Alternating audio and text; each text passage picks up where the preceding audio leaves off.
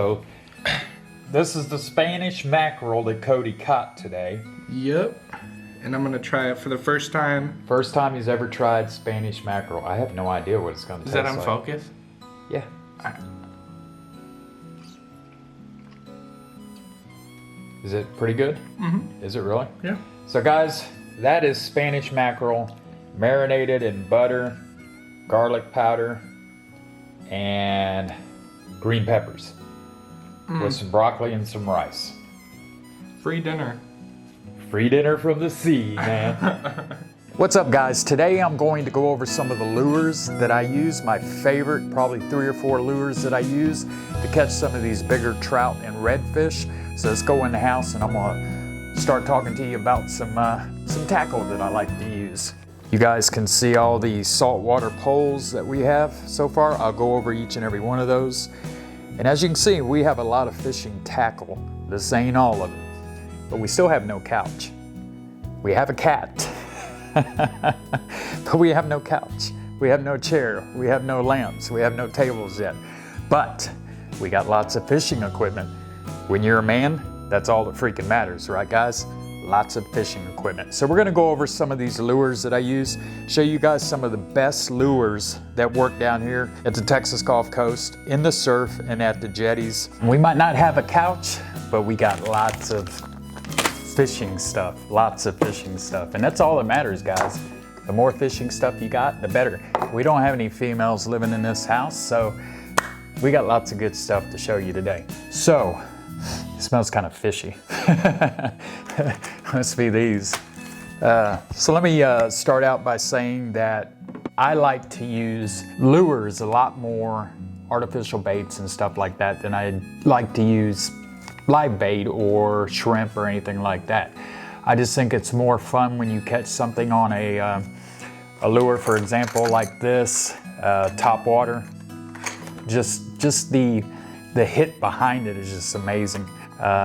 It's just amazing when you're sitting there popping it, next thing you know, boom, a fish just hits it like that. It's pretty damn exciting. So what we're gonna do is we're gonna go over some of the tackle I got, but I'm gonna show you my favorite lures, and all the links will be in the description down below.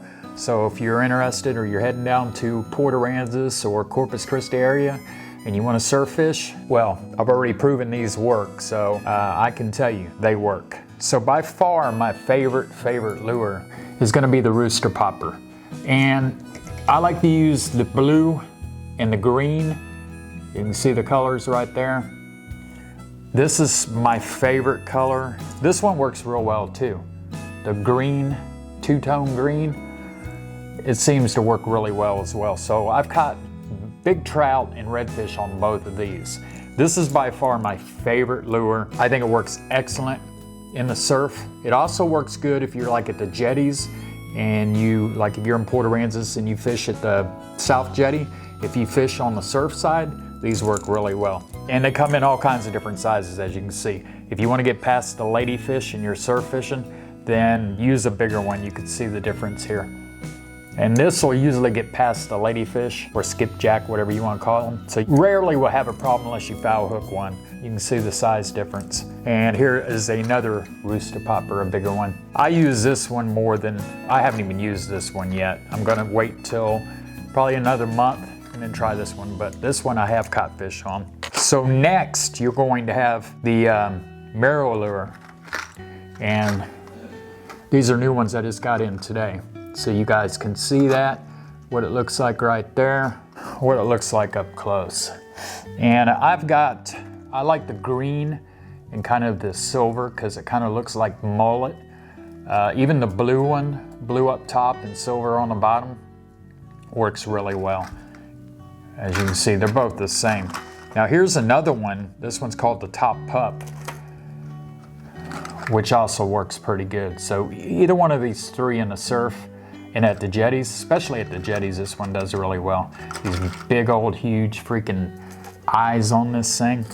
And you can see the eyes on this right here. See that? So these work really well. I'll have the links to everything below this video in the description. Then I'll throw out 2 different styles of spoons. Believe it or not, this is still 2 ounce in this right here. Those hooks are sharp. Right here you can see that. I don't have a gold one because I actually lost my gold one. This works really good at the jetties on the channel side. I've not caught anything on the surf side yet, but on the channel side, it works really, really good. So these are DOA shrimp and work really well. This one here as well, this is a topwater. This works really well in the surf as well. Little red tail for some reason, man, it gets them interested. And you guys can hear, well, here comes the cat. Thinks I got a toy over here. Go away, cat. But anyway, that works well. I don't remember the name of it. I can't remember, but the link will be down in the description so you guys can see it. I haven't caught as many fish as I catch on the Rooster Popper. This is by far my #1 go-to thing anytime I go to the surf. I always throw this out first. So another thing that I like to use a lot too, and these also work good in the bays, is these Gulp Alive. You can see they are a brown color with like a green glow tail.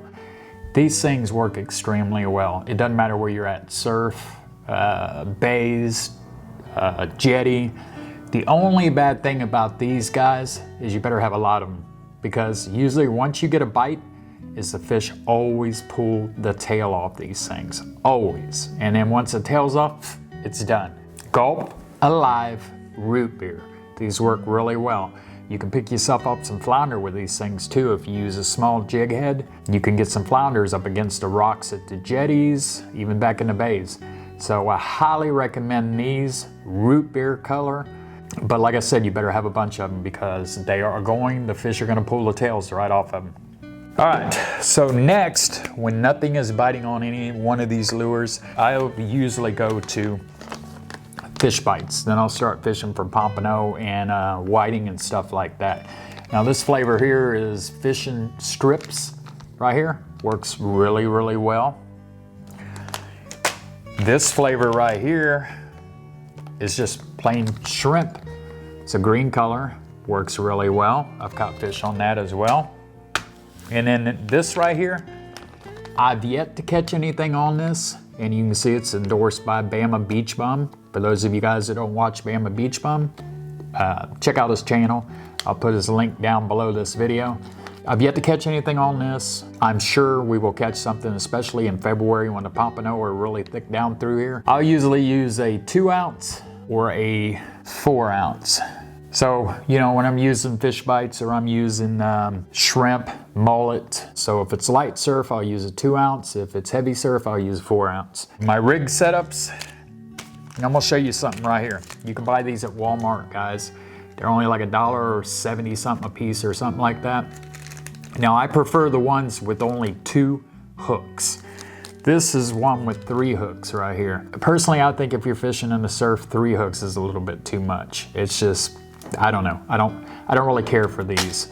I like the ones with 2 hooks. If you want to catch flounder like right on the rocks and you're using like a small mullet or anything like that, that a flounder or flat boy as they're referred to down here can grab a hold of, I use these size 6 treble hooks.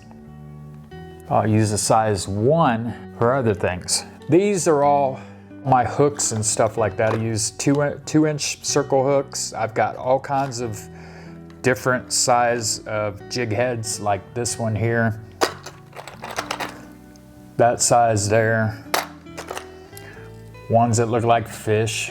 Small jig heads that I'll use, like if I'm trying to get a flounder or something with a small mouth. And then over here, we don't have a whole lot of popping corks and stuff like that. You'll see some of the ones. I really need to organize these, but you'll see some of the ones that I use. I've got orange, I've got yellow. I really need to come up with a way of carrying these things because they're a pain. And I've got some out in the garage. One of my favorite all-time tools, guys, is you could see these little clippers. You know, when your line breaks and you're putting a new line on, you got the access. These things are freaking great. And I keep it in the tackle box. And they close up, then they open up. You can see that right there. They're only like $6 on Amazon. #1 thing I go to when I surf fish. And I will even use these on the jetties.